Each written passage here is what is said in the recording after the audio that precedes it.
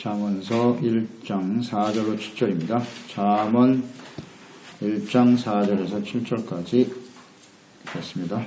어리석은 자를 슬기롭게 하며 젊은 자에게 지식과 근신함을 주기 위한 것이니 지혜 있는 자는 듣고 학식이 더할 것이요 명철한 자는 지력을 얻을 것이라. 잠언과 비유와 지혜 있는 자의 말과 그 오묘한 말을 깨달으리라. 여호와를 경외하는 것이 지식의 근본이거늘 미련한 자는 지혜와 훈계를 멸시하느니라. 아멘. 여호와를 경외하는 것이 지식의 근본. 하나님께로부터 지혜로운 마음을 얻은 솔로몬, 또 하나님을 경외하는 아버지 다윗의 아들이었고 이스라엘의 왕인 솔로몬이 잠언을 기록한 목적이 무엇인고, 1절과 6절에서 그 목적이 잘 나와 있는데요. 지혜와 훈계를 알게 하는 것이고요. 목적이 있고 명철의 말씀을 깨닫는 것이다. 더 지혜롭게 공의롭게 정의롭게 정직하게 행할 이 일의 훈계를 받도록 하기 위함이다. 자, 이 말씀을 보면요. 훈계를 받도록 하기 위함이다. 그러니까 사람들은 지혜롭지 못해요. 그러니까 하나님을 떠나버린 사람들은 지혜롭지 못합니다. 물론 하나님의 자녀가 되었다 하지만 아직 완전하지 못하거든요. 그러니까 지혜롭게 또 공의롭지 못하고 정의롭지 못하고 정직하지 못해요. 그러니까 이것을 이 모든 일에 대해서 훈계를 받고 깨달을 수 있도록 기록한 것이 바로 잠언서이다. 이어지죠. 4절에도 기록 목적은 어리석은 자를 슬기롭게 하는 것이다. 이 잠언서의 말씀을 우리가 묵상하게 되면 이 목적을 알고 이 말씀을 묵상하게 될 때 우리가 그 목적에 합당한 삶으로 변화될 수 있다는 건데요. 어리석은 자를 슬기롭게 젊은 자에게 지식과 근신함을 주기 위함이다. 예, 목적입니다. 이런 목적을 알고 우리가 말씀을 묵상하고 들어야 되겠죠.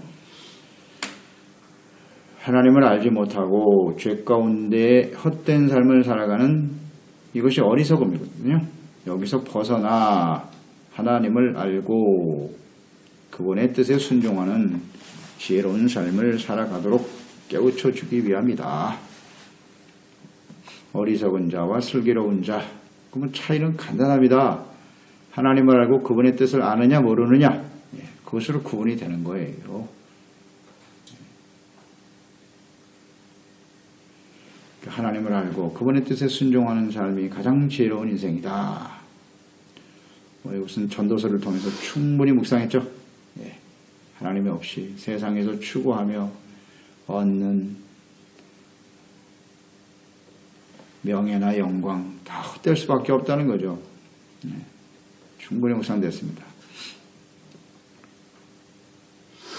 또 젊은 자들에게는 하나님을 아는 지식을 더한다 그랬지 않습니까? 젊은 자에게 지식. 그러니까 잠언서가 주는 지식은 세상이나 학문에서 얻어지는 그런 지식이 아니지 않습니까? 어떤 지식이냐 하는 거죠. 하나님을 아는 지식이죠. 그리고 진리에 대한 지식. 진리가 무엇인가?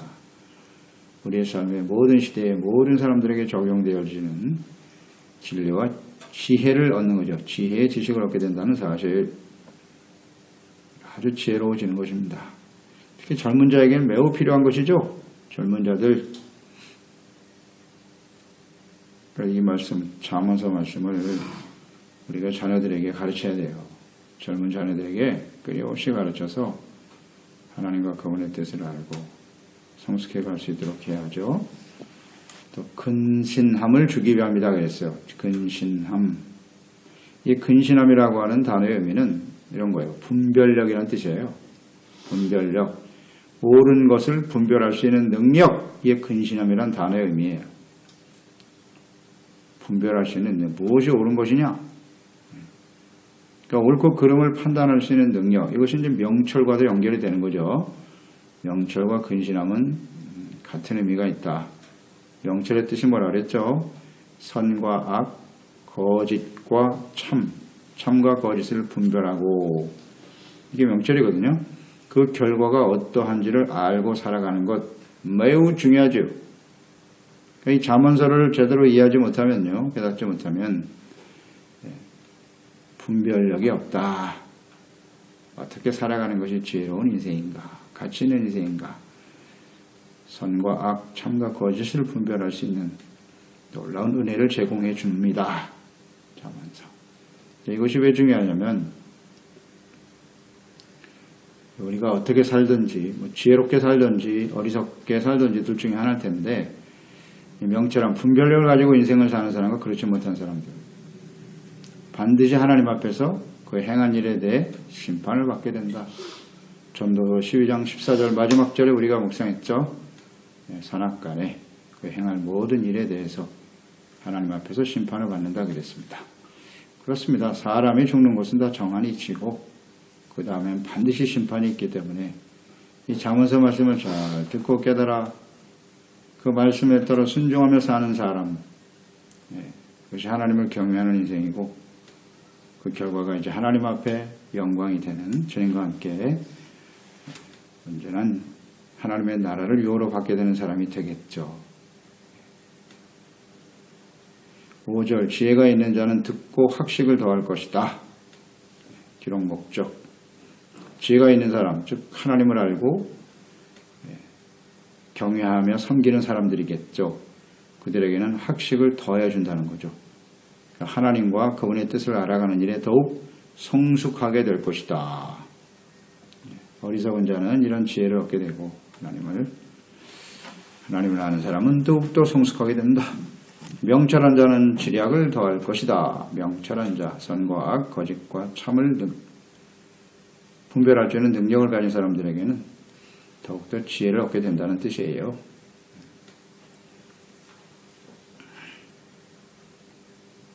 성숙. 어떻게 살아야 할지를 알게 해주신다는 거죠. 명철한 자에게는 더욱더 유익이 되겠죠. 성경 말씀, 잠언서 말씀이요.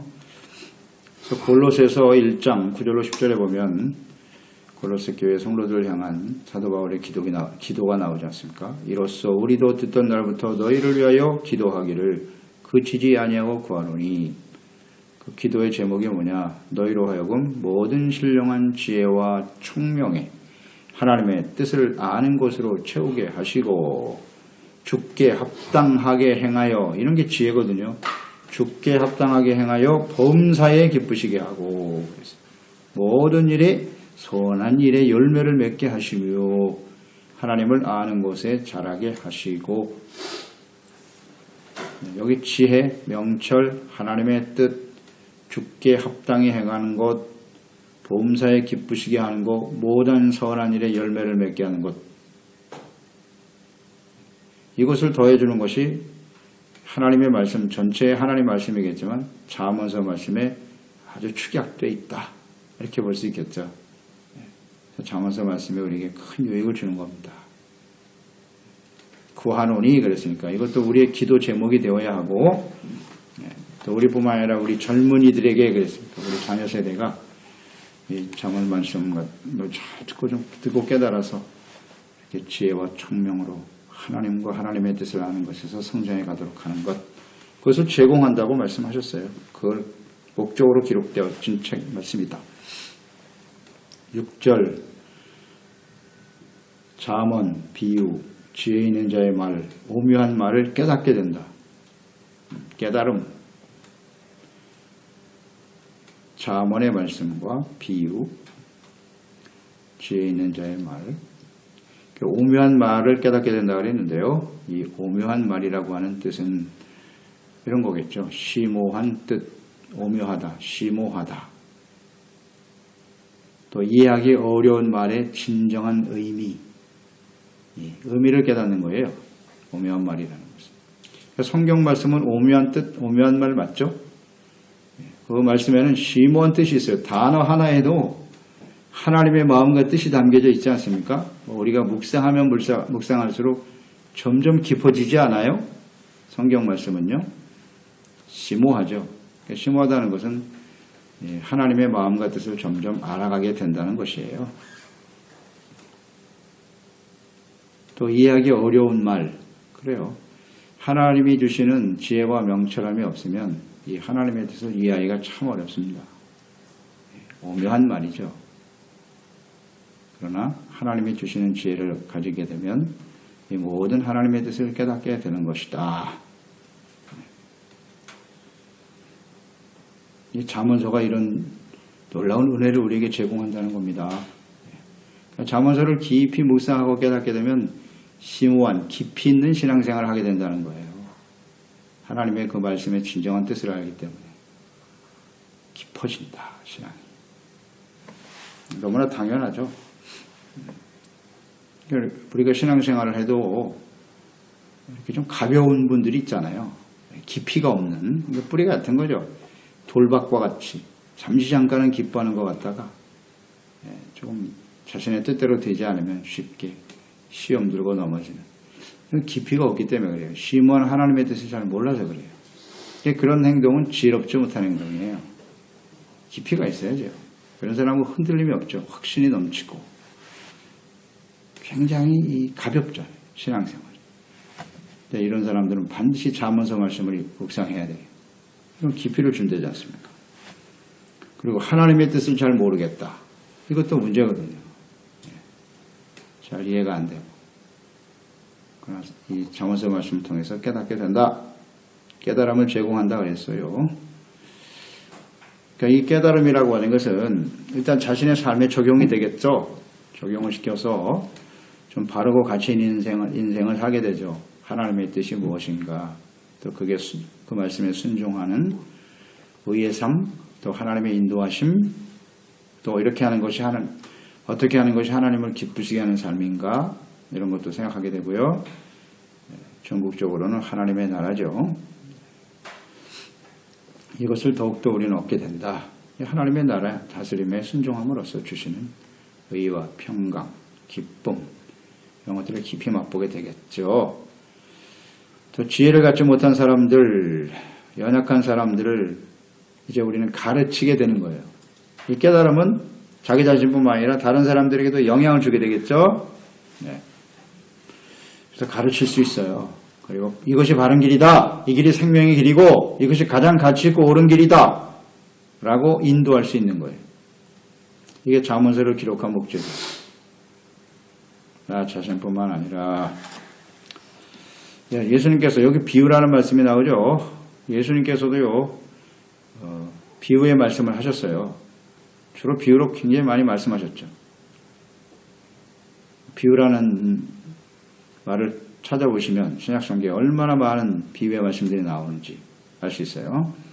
마가복음 4장 33절 34절 예수께서 이러한 많은 비유로 그들이 알아들을 수 있는 대로 말씀을 가르치시되 비유가 아니면 말씀하지 아니하시고 다만 혼자 계실 때 그 제자들에게 모든 것을 해석하시더라.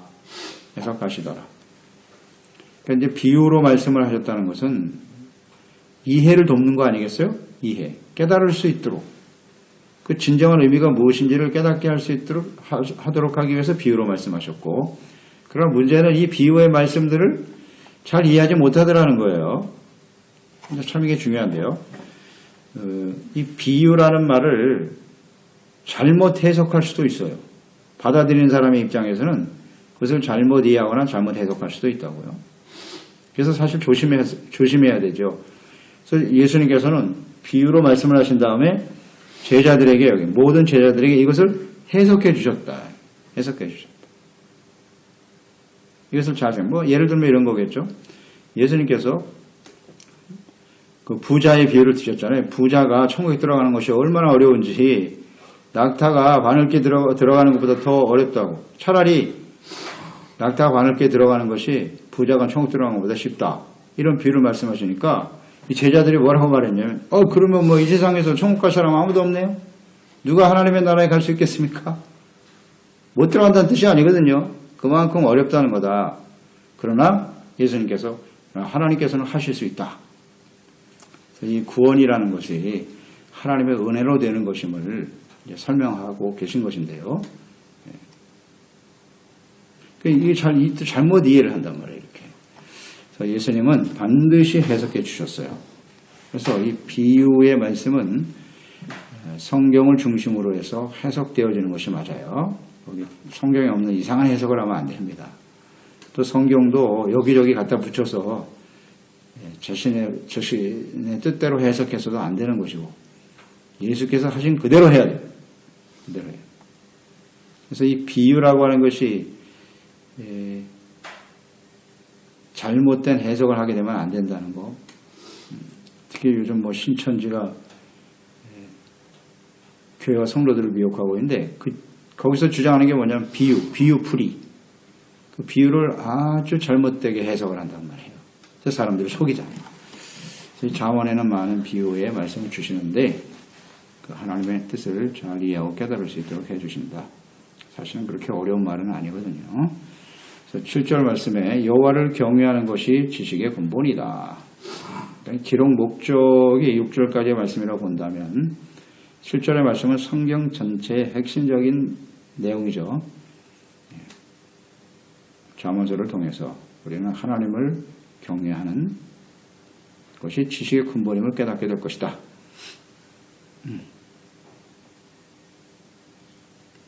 전도서 12장 13절에서 보았죠. 일의 결국을 다 들었으니 하나님을 경외하고 그 명령을 지켜라.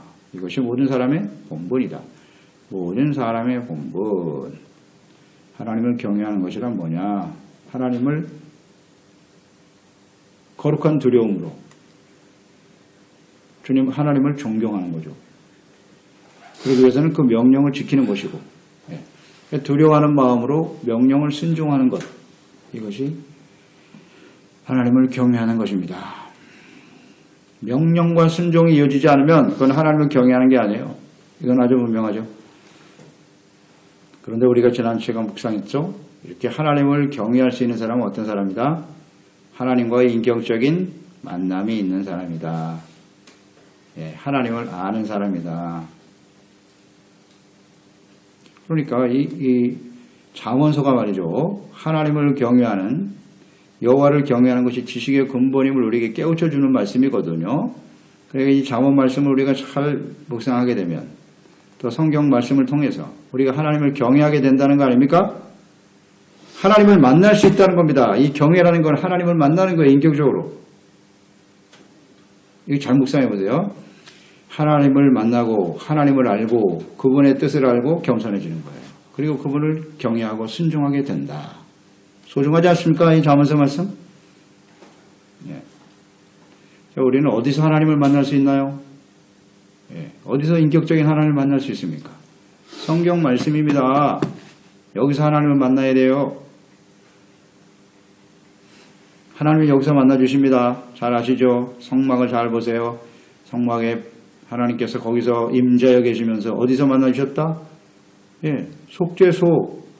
거기 하나님이 계시면서 법궤가 있고 그 안에 거기서 만나주신다 그랬잖아요. 그러니까 번제단을 통해서 물두멍을 지나 성소와 지성소 휘장이 열리면서 그 법궤 지성소 안에 들어가야 거기서 하나님 만나는 것이거든요. 그러니까 그 과정은 다 뭐예요? 죄를 깨닫고 회개하고 용서받고 그럴 때 하나님을 만날 수 있지 않습니까? 그러니까 말씀을 통해서 이런 어리석음, 죄악된 삶 이런 게 다 벗어진단 말이에요. 회개하고 돌이키게 되고 벗어지고 비로소 지성소에 계신 예수 그리스도 안에 계신 하나님을 만나게 되더라. 아멘이죠. 그 하나님 앞에서 그 제사장들의 그때 당시의 모습을 한번 묵상해 보세요. 두렵고 떨리는 마음으로 가죠. 잘못하면 죽는 겁니다. 그 자리에서. 이런 자세가 생겨요. 이런 마음의 자세로 주님을 섬기게 된대. 이게 경외하는 자세죠. 그런데 함부로 죄를 짓고 죄를 지으면서도 뭐 당연한 것처럼 여기고 그건 하나님을 경외하는 자가 아닙니다. 정말 두려워할 줄 알아야죠. 이런 모습으로 바뀌게 된다. 잠언서가 엄청난 유익을 주는 겁니다. 우리에게. 이런 기대를 가지고 말씀을 묵상해야죠. 목적을 분명히 알고. 그래서 요한복음 14장 15절 말씀에 너희가 나를 사랑하면 나의 계명을 지키리라. 계명을 지키는 게 사랑이라고 그랬죠. 이것이 뭐다? 하나님을 경외하는 것이다. 정리가 되잖아요. 하나님을 경외하는 것은 그 명령과 계명을 지키는 것이고 그 동기는 뭐냐? 사랑이다. 그럼 하나님을 경외하는 자는 하나님을 아는 자요, 인격적으로 하나님을 만난 사람이요. 인격적으로 하나님을 만났다는 의미는 뭐냐? 그 하나님의 사랑을 깨닫고 그 사랑 안에서 교제하고 주님을 사랑함으로써 순종하고 따르는 사람으로 이어지는 거겠죠. 그렇죠?